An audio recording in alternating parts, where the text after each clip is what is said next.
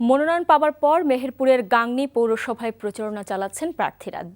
সাধারণ ভোটার ও দলীয় নেতাকর্মীদের সমর্থন পেতে নানামুখী তৎপরতায় ব্যস্ত প্রার্থীরা।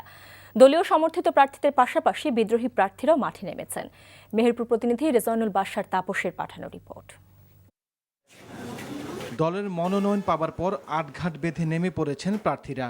আওয়ামী লীগের প্রার্থী গণসংযোগ শুরু করলেও বিএনপির প্রার্থী এখনও গণসংযোগ শুরু করেননি। তবে বিএনপির বিদ্রোহী প্রার্থী প্রচারণা চালাচ্ছেন বেশ জোরে সোরে। প্রার্থীরা ভোটারদের কাছে দোয়া ও সমর্থন চাইছেন, আশ্বাস দিচ্ছেন দিন বদলের। আইনি জটিলতার কারণে এবার মেহেরপুর সদর পৌরসভায় নির্বাচন হচ্ছে না। 9টি ওয়ার্ড নিয়ে গঠিত গাংনী পৌরসভার মোট ভোটার 17,200। মনোনয়ন দেওয়ার পরে আমি আগামী দিনে যদি নির্বাচিত হই এবং গাংনীর মানুষ যদি আমাকে নির্বাচিত করে, গাংনীর মানুষের সকল সমস্যাগুলো আমি দূর করব। পৌরসভাকে উন্নয়ন করার জন্য পৌরসভার ড্রেনেজ ব্যবস্থা, পৌরসভার বাতি, পৌরসভার কালভেট, পৌরসভার রাস্তাঘাটের উন্নয়ন সহ সকল ক্ষেত্রে আমার একটা অভিজ্ঞতা আছে।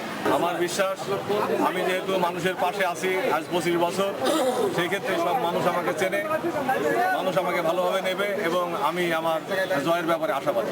ভোটাররা বলছেন তারা ভুল করতে রাজি নয়, যোগ্য প্রার্থীকে তারা বেছে নেবেন।